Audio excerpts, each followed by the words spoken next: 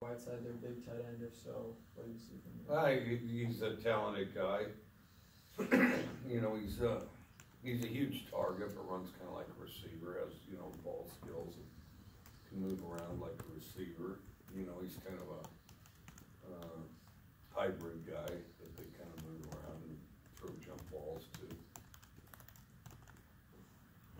Like last spring when you started looking at film of Gardner at East Carolina, did it strike you that he would maybe be especially well suited for your offense?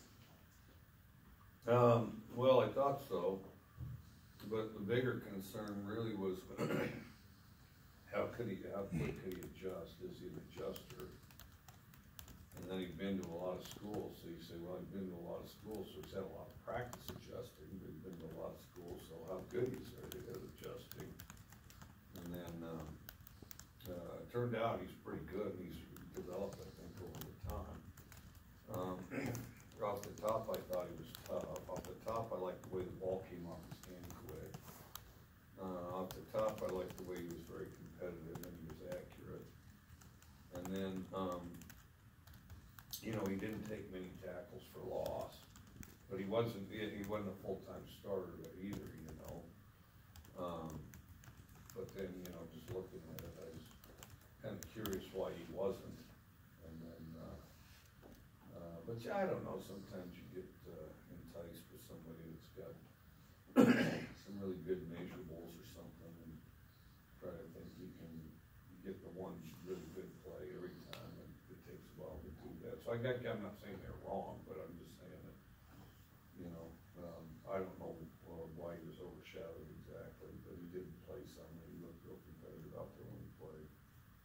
Among the guys you were looking at, did it kind of end up being a no-brainer to go after Gardner?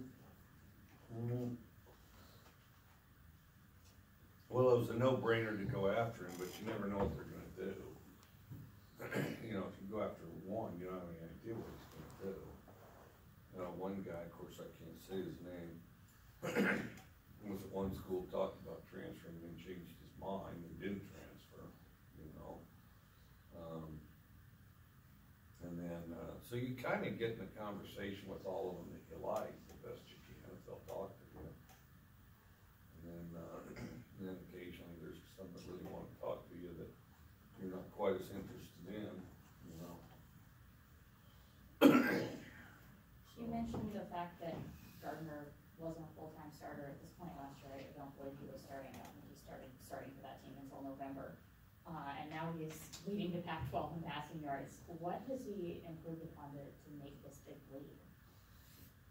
You know, I just think that because I don't know what went into their evaluation. There's different people that value different things, you know, quarterbacks and different things that positions, and they're trying to accomplish different things on offense. So I don't really know, you know.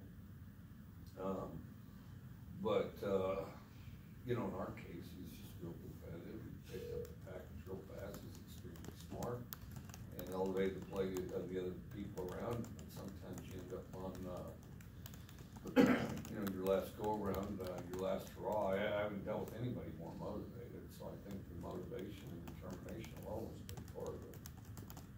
So it seemed like when he was committed to Alabama, he was kind of interested in becoming a coach after his last season. Do you get the sense that he would be a good future coach as he asks questions and kind of engage you on that aspect of it? Yeah, he'd be a really good coach. Part of it, he's just a really smart person. I mean, you know, none of my quarterbacks have been dumb. Some not as smart as others. You know, Gardner's one of the smartest ones I've had. Let's go to the phone line. Any questions on the phone line for Coach? God, I hate this. All right, I'm gonna go upstairs and not talk for 3 hours. You know, goodness. So. Any questions on the phone line for Coach? Bobby, your little man in that little machine, he's taking a nap. Yeah. Okay, back in the room. With Stanford running back Bryce Love kind of in and out of the lineup all year pretty much, does it kind of alter how you prepare for a standout player when you don't know how much he might play or if he will play or not? Or how does that kind of alter preparation there? You know, it doesn't at time, because they're gonna play somebody running back, and then, and that guy will be a quality guy, and so you have to account for it, you know, and then, you know, you just do the best you can. I mean, one guy might be harder to tackle than the other, but you know what you have, control over is getting position. Anything else for Coach? Last chance on the phone. Good. Okay, go ahead, Femi. Well, this is not the fan question. I just want to ask a different question. But on more of like a philosophical level with the air raid approach, I know Desmond Patman on Saturday went as far as to say you're a mastermind in X's and O's. I was wondering, do any NFL coaches come to you? Because I know there's been a lot of guys who played for you who put quarterbacks into the NFL and are having a lot of success with Jared Goff and Patrick Mahomes and Baker Mayfield. Do coaches come to you in the offseason, maybe try to pick your brain about what you see in terms of how you attack defenses or anything like that? We get a lot of guys in the offseason. We get a lot of guys in the offseason, and now I've got coaches all over, and I'll hear about, you know, guys that come through here having gone to them as well. Get a lot of foreign coaches, you know. Last spring we had 2 or 3 from Japan. We had 2 from Mexico.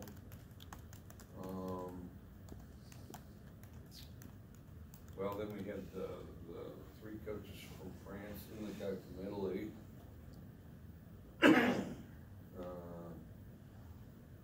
But we get quite a few overseas that come through. Then the NFL, everybody gets everybody's film now. So, you know, they get our film as fast as we get our film. So, but you can see things out there that we run, no question, or things that that I've been involved with running since Iowa Wesleyan College. And then, you know, occasionally somebody will call and ask on this route or that route, you do it this way or you do it that way, you know. And so, yeah, you get some, and then,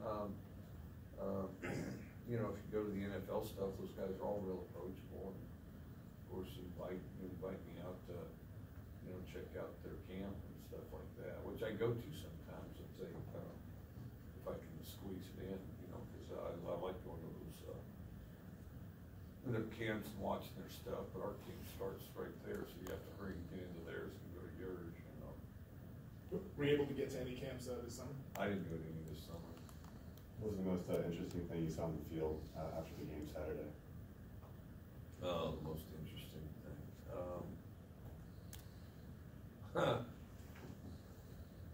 Well, I guess just the general thing, because I was kind of locked into the game. I didn't know that they were going to rush the field, you know.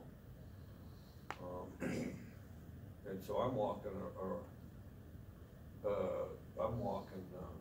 across the field, and it was Bill or somebody grabs me and says, look, they're rushing the field. We need you to get you on the 20. So as soon as you shake his hand, let's get there real fast, because they're going to film some stuff, and you know, as that's happening, there's a bunch of people, so that's pretty cool. You know, did the thing.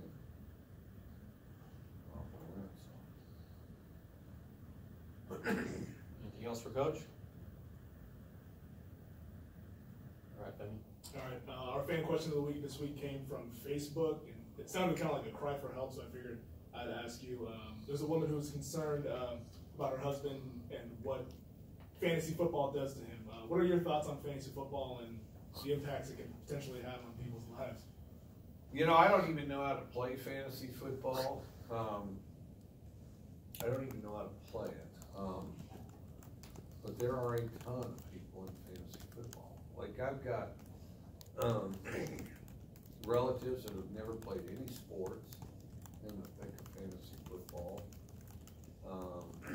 I've got friends, you know, that are, you know, old friends, like grandparent types. Well, I'm shit on the grandparents, so let's go a little even older than that. And so then that are into it. And But we, I mean, I think it's good. I think it's all really good. Cause I think it brings people together, it elevates the interest in football, which I think is good for, certainly football, certainly coaches, and really, I think everybody, cause anything that brings people together, I think is very good. And anything that brings volumes of people together and allows them to enjoy each other's time or company, I think is good. And, so despite the fact I don't even know the rules of it and couldn't begin to describe it even in a general way, I think it's really good, but I also think it's like anything, it can be obsessive, so, I think, you know, the wife either needs to shut his computer off or she needs to join a fantasy football league. But I'll get my daughters, if somebody's ahead in fantasy football, they'll start bragging and you'll hear about it. And they'll, you know, they'll race to the TV or the computer or whatever to figure out who did what. And, no, I think it's been really good. And you're asking me really kind of on a subject I really don't know very much about, but you know, I just hear it in the air and just hear it, people talking about it, people doing it, and just general descriptions of, yeah, I have so-and-so on my team, he did such and such, so, you know, that type of thing. Well, I have so-and-so on my team, and he was injured, but he'll be back next week, you know, that type of stuff, so.